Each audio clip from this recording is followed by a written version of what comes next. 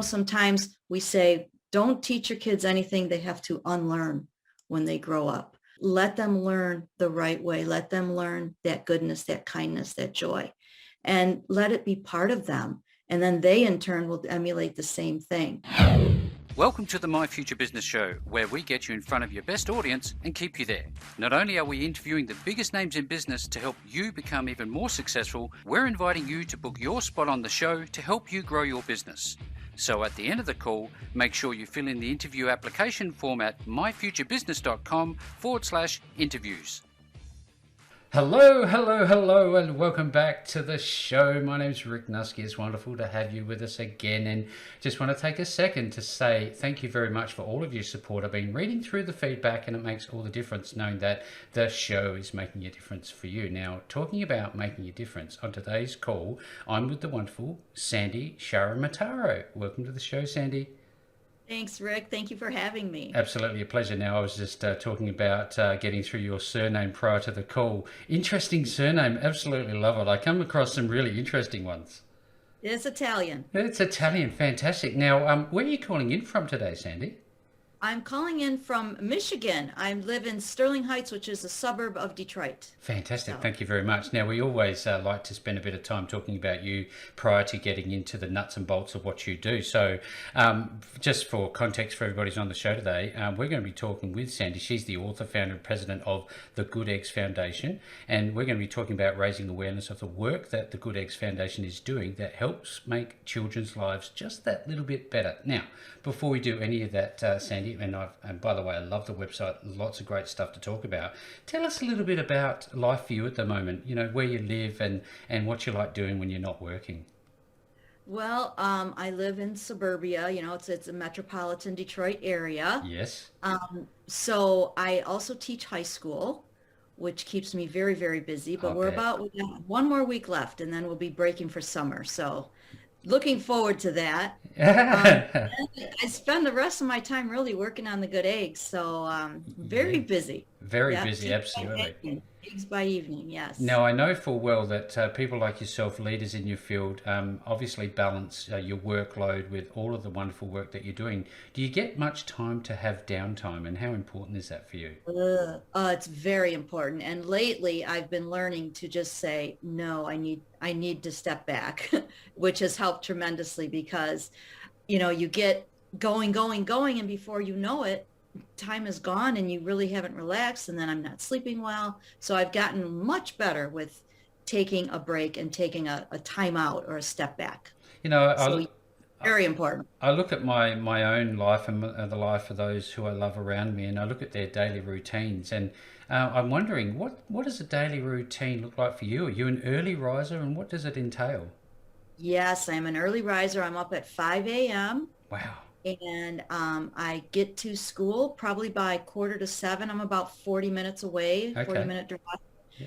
I'm a morning person, so I like to be in the zone. I like to get in there when there's not many people there yet and get organized and, really get into the zone for my first hour, which starts at 8 o'clock. So yes. Then I teach all day long till 2:45. And teaching is very busy. There's other meetings, there's clubs, there's lots of other things besides just being in the classroom, which is our main focus, obviously. Mm-hmm. But there's lots of other things to do. And by the time I'm done, another 40-minute drive home. Yes. Exhausted. But then I take a break, we eat, do whatever, and then I start on the Good Eggs Foundation. So tell me a little bit about caffeine. Do you need caffeine to get through a day like that? I don't drink caffeine. No, I'm not a caffeine person. Are you a teetotaler? Nope. No. Not at all. Wow. I might have, if I do drink a cup of tea at night with maybe a biscotti, maybe, it's decaf. Yes, so. Fantastic. Now, being Italian, I grew up around Italians myself, and there was one thing I can say is that I never went home hungry. Nonna would always say, Rick, you can come and you can visit, but you are not leaving unless you have a full meal. Even though I'd just eaten lunch at home, I had to eat again. Doesn't matter. Right? That sounds like a nonna. Yeah. Absolutely wonderful culture. I like to cook.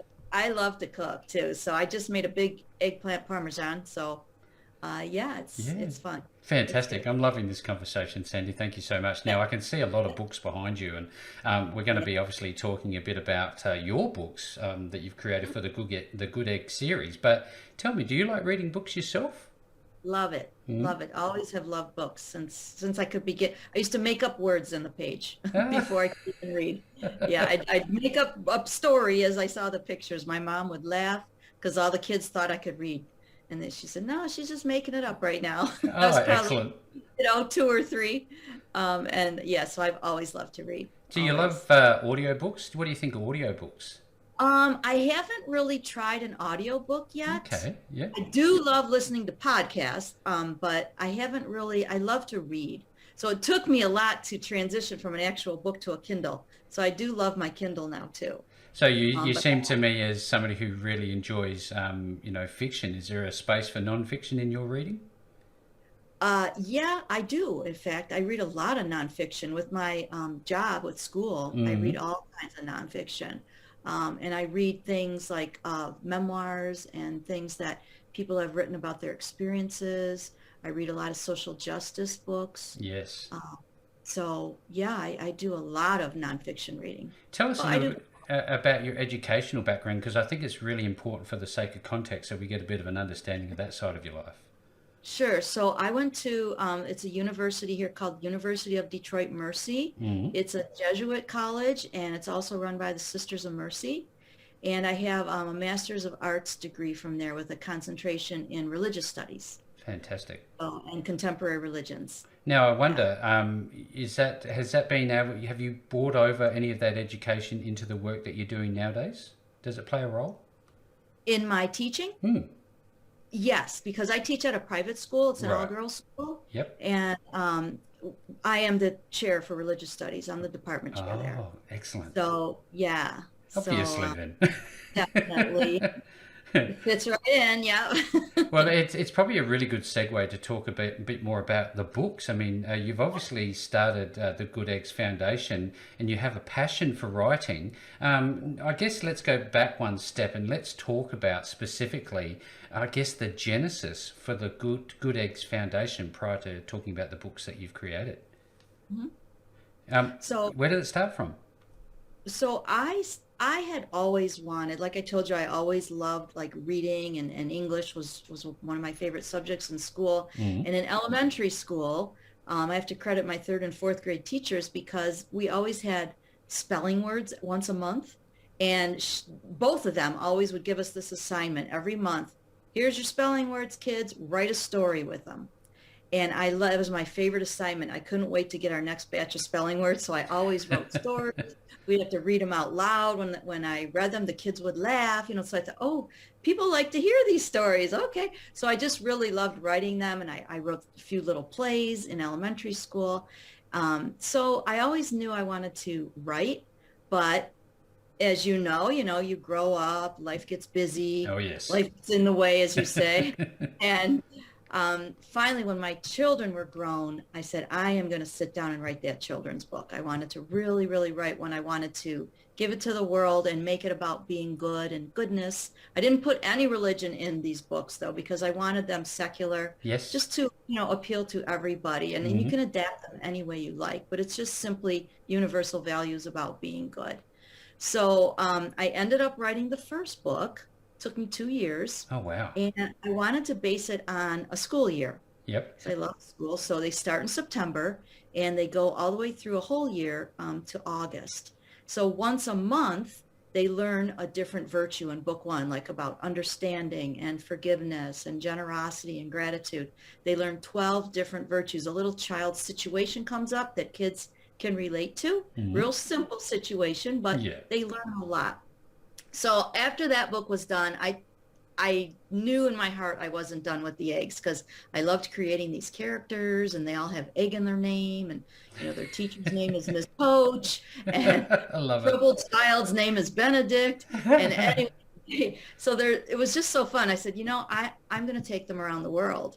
So I wrote book 2, The Good Eggs Travel the World, and in fact, one of the chapters they go to Australia. Oh, very good. They had a great time. So I took them all around the world and they learned different cultures and language and landmarks and history. And they create relationships with other eggs around the world. And at the end, they learn that, hey, we're all the same. We're all human beings. We all want the same thing. We all want to just be heard and loved and understood. And, if we all work together, we can achieve that. So they learned that at a young age and they came back. So that took another year, another 12 dozen chapters. Yep. And I still wasn't done. I said, all right, one more. I'm going to take them back home and they're going to learn about community service. So they're going to put that into practice. So book 3 is 6 chapters, a half dozen, but they're twice as long and they help children. They help the elderly. They go to an animal shelter. They go to a food bank, they put on a health program, and they go to a nature center. So they learn all the aspects of a community. And all the while when they're doing community work, they connect it back to book 2 of the kids that they met around the world. And those kids do the same community work in their own communities. So it was really fun. So it ended up being a trilogy. I intended for 1, but it morphed into 3. And yeah, but I love it because now I have a series and it teaches virtues, diversity, and service. Yeah, that's fantastic. I really appreciate you sharing. It's really been fun. I can absolutely tell that you love the work that you're doing and it's certainly making a change. Now, if you had to choose one virtue for yourself, which one would stick out for you as being probably the most important? Or not the most important, but just sticks out? I'm going to say... You want one from the book? No, well, one you believe sort of stands out in today's society as being probably up there with the most important. I think kindness. Kindness. I would say kindness. Yeah. Because, it's easy to be kind. Sometimes people are so self-absorbed in their own worries, and it's easy to get worried, and it's easy to get lost in our own troubles. But sometimes when you focus on somebody else, it takes you out of that. And just to be kind to someone because you don't know what other people are going through either. They might be having a rough day or, like we always say, somebody cuts you off on the freeway and you're like, maybe they're rushing to the hospital because they just got a call that their mom had a heart attack. You don't know. You don't know. Maybe they're not, but maybe they are. Give them the benefit of the doubt and, don't let it ruin your day. So just, kindness can go a long way. Thank you. I want to explore this a little bit more because I'm pretty sure there's more books in you somewhere. And I wonder. It's so funny you said that because I've been thinking about that lately. Well, one of the thoughts that I had, Sandy, was given the world that we're living in at the moment and all of the technology and the challenges that we have, and kids seem to be almost omnipresent online, for lack of better ways to put it. Is there something to learn from technology for our younger generations? Well, yes and no, I would say. Technology, I think it was meant to be used one way, and I think maybe we're using it a different way. Like this is a great way, the great use of technology. But then, there's always that negative side. And I see it just in the students I teach, young girls, it really affects their self-esteem. So we try to teach them. In fact, we just had an assembly today on cyberbullying and how it affects young people. Their brains aren't formed yet. Not till 25 can they fully make a decent decision, really. Yeah. And it's getting ingrained with their brain as they grow, and it really does affect their self-esteem. We see suicide rates going up. We see, pornography, all kinds of stuff increasing because of the negativity. So I think we can do a better job maybe trying to use it for good.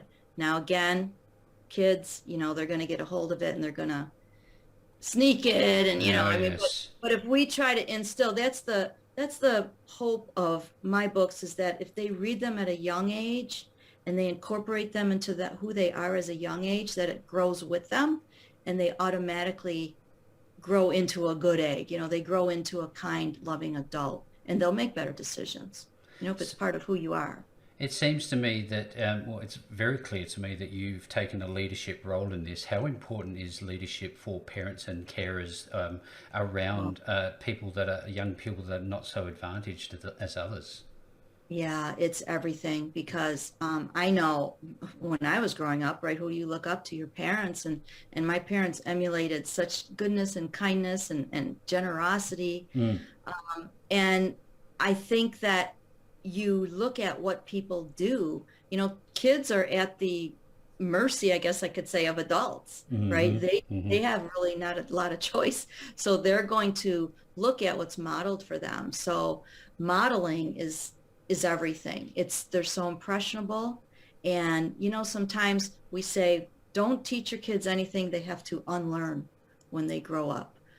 Let them learn the right way. Let them learn that goodness, that kindness, that joy, and let it be part of them. And then they in turn will emulate the same thing. But it's rough when you have situations, where maybe kids can't experience that. Mm. So anything that's why the foundation grew out of the books for me.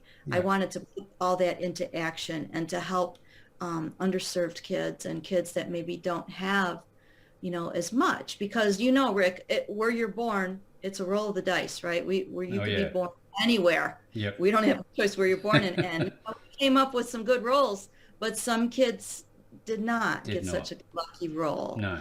So I feel that if we're so lucky that we could step up and help those who are not. See, mindset seems to play a huge part in all of this. How Mhm. important is working with young children? And I guess you talked about being impressionable earlier on.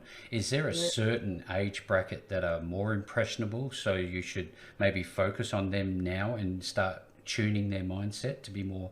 I don't know if that's word is positive, but looking I forward to the mean, world.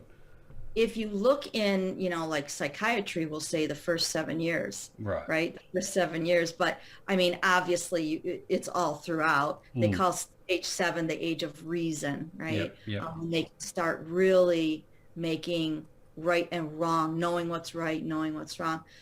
So that, of course, those very, very young years and all the preschool research has shown, how important those early years are. They're the building blocks, and then you get more complicated as the child grows older. I know even again with the high school girls, you really have to model that behavior, and you can tell like they write you notes and they thank you for things, so it does work. The young ones, they will definitely watch every move you make. Yeah. Yes. So, it's really important to bring them up in a positive environment. See And that's what why, you do matters, doesn't it? Because I know with my own children, the 7-year-old, he's always looking to me for approval. Just yeah, that bit of approval, that bit of a bit of love shown. Doesn't take much, does it? no, it doesn't. And that's all they need. They just want that time with you. They want to know you love them. Mm. They want to know you hear them. They Yeah. want to know they matter. Sometimes you're like, yeah, yeah, yeah, I'm busy, I'm busy. But if you just take those few minutes, look them in the eye Yeah. and really get on their level, makes all the difference. Now you talk about getting egged in in your literature. I'm Yeah, wondering if you could just expand on that a little bit, just so people understand what they're going to find when they get to sure. your website. Sure. So what we do, so again, I once a month, as the books are based on once a month as it Yep. goes through the year, once a Yep. month, I egg an organization or a family that might need some help. So I Oh. call it an egging. So they'll get a plaque that says you've been egged, in a good way, Yeah. obviously. So I love I it. I will seek out, an organization, or sometimes people ask me, can you help this person or can you help this family? Or Yeah. I'll call up, like the last month egged what's called Macomb Foster Closet over here, and they help families with foster children, and they were totally in need of some baby monitors. So I said, you know what, you've been egged, and we've got them 10 baby monitors that Oh they wow. needed for their Yeah. family. So I had somebody call me, and there was a mom who lost her job, and she was devastated. And one thing she had to do was take her little girl out of dance lessons. But her little girl loved, loved, loved to dance. And I called her and I said, you've been egged. We're going to put your little girl back in dance lessons. Oh. And so she was so excited. So little things like that can make a big difference. Yeah, you know, it's small hinges swing big doors theory, isn't Yeah. it? Yes. Now you've So you've done done a over lot. 30 baking so far. 30 already. Wow. And I Mhm. can imagine just some of the joy that you would feel personally. And it must Yeah. be occasionally transformational for the people that you work with. Tell us a little bit more about some of the experiences that you've had. Sure. Well, one of my favorite ones was a family was getting a new start in life. They had fallen on some hard times and they were Mm, getting a new house through another organization. And I said, what can I do for them? They said, well, the kids are going to need, because I wanted to decorate their bedrooms. right. And they said, the kids are going to need that. So I called the mom and I said, there were three kids, two boys and a girl. And I said, tell me what they like. The little girl wanted her room in hearts. One of the boys loved video games. Okay. So we did his room in that. And then the other boy was more like a teenage, like 12, 13-ish. So Mm, he just wanted something more mature. So we did of like plaid. course. It was cute though. It was nice. Everything matched and cute stuff on the walls.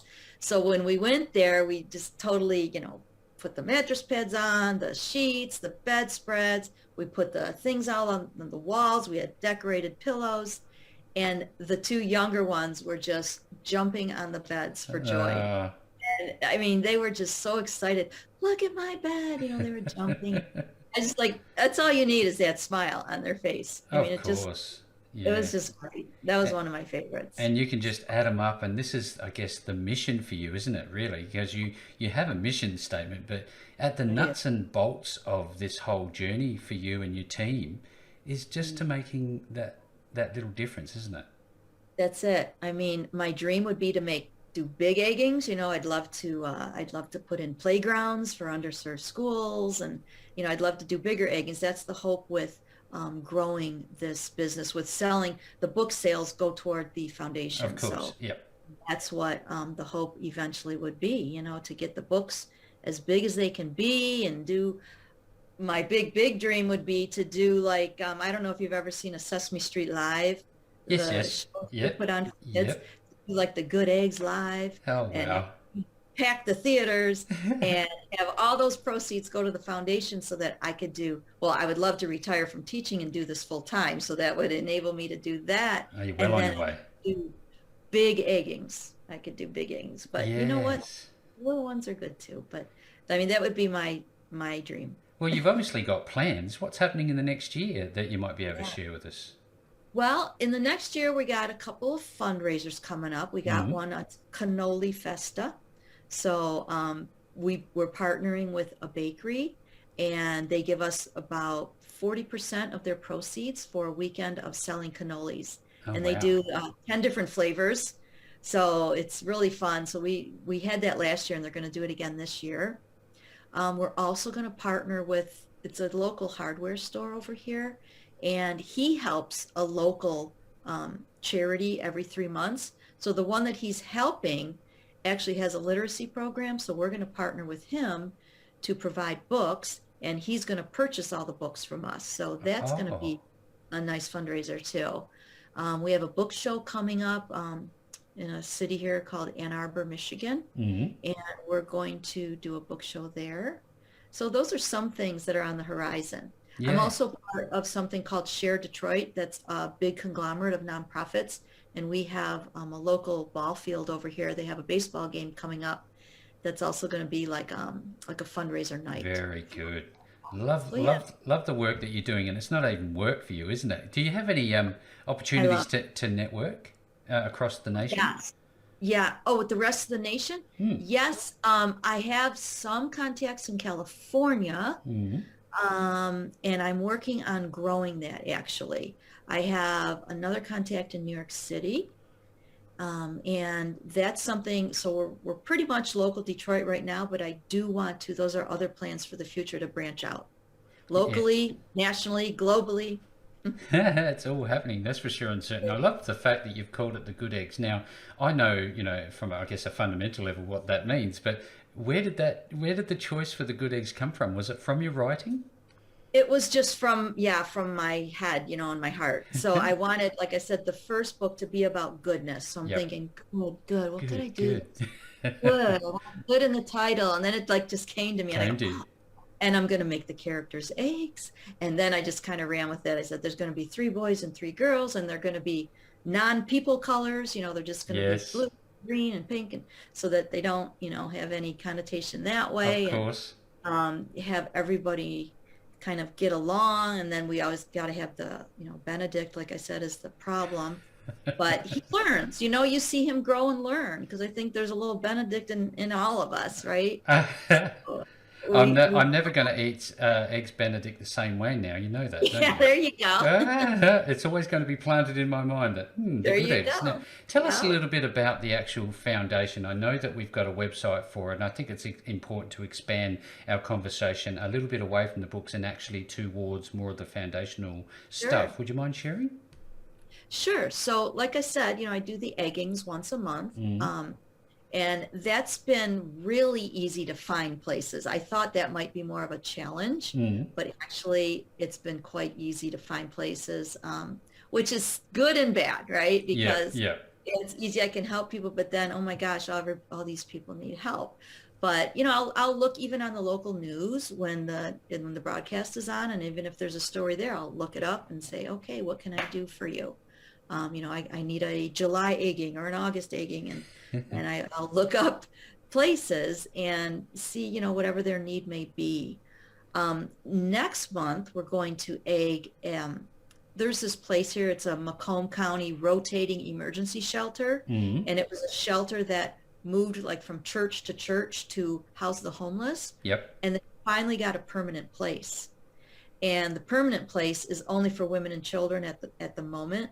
So they're in need of lots of kid shampoo and baby wipes and toiletries like that for the kids. So we're going to get a whole bunch together and bring it over there. That's going to be our June egging. So that's coming up. I'm going to be starting a newsletter for the foundation Oh, yes. in June. Maybe I can put you on there, Rick. Oh, I'd love that. Thank you. Okay. And we're going to be starting that next month as well. So the first 3 months are going to be like a short little teaser newsletter, just kind of explaining about the foundation. And then September, I'm going to start highlighting people around our area that are doing good in the community. So I can focus, on highlighting other people as well. Yes. I I can have just. a podcast for kids. I was going to too. ask you about that. Yeah, so I'm already up to chapter 7 in book 1, and 8 will be done soon. So it's the same as the book, so kids can journey through the book. They can be coloring while they're listening, because sometimes it's a good way to get them off of a screen as well, to have them listening and following the lessons and the adventures that the eggs are getting into. Just audio. Just So it's audio. fun. Yep. Yeah, there's music and sound effects. And then I give a little short teaching at the end for them. Absolutely. Like, I guess, the bow tie on the end. yeah, like, hey, why don't you try this today? What? Maybe ask a friend at school who's lonely to sit with you at lunch, or something. I give them a little blurb, a little challenge at the end of each chapter. Absolutely loving the conversation. You know what? If we can make a child smile, there's nothing more vibrant and beautiful than seeing happiness and love coming through. And it's a real credit to you, the things that you're doing now. If somebody wants to get their hands on these wonderful books, where can they buy them? They can go right to the website, and there's a link to our Amazon page. Easy. So they're on Amazon. Click, how great that is. And they just come right to your house. Yes, fantastic. I like it nice and easy like that. So tell me a little bit more, please, in terms of the charitable part of the foundation. If somebody wants to get involved, contribute, help out locally, all these types of things, what are their options? Okay, so they can again go to the website, and there's a contact link. And if they go, they just click on contact, and everything comes up. What do you want to know? And there's about 10 different choices.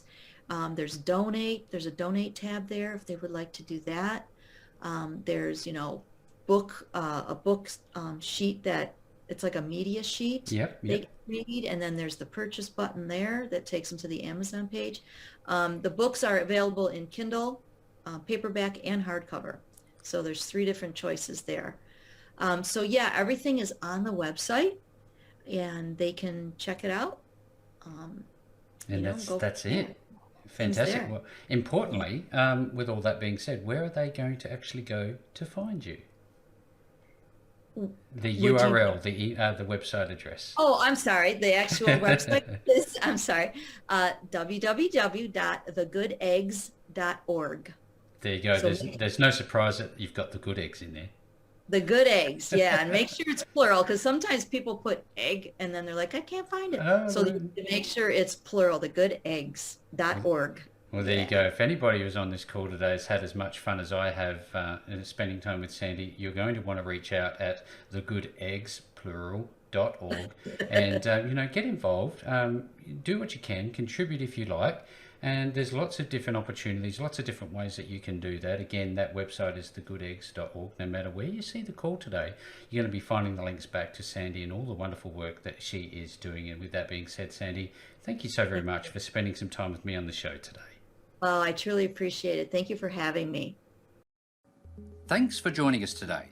If you enjoyed the call, then make sure to subscribe, leave a comment, share us with your friends, and book your spot on the show at myfuturebusiness.com/interviews. And if you're looking for solutions that will help grow your business, then visit myfuturebusiness.com/shop.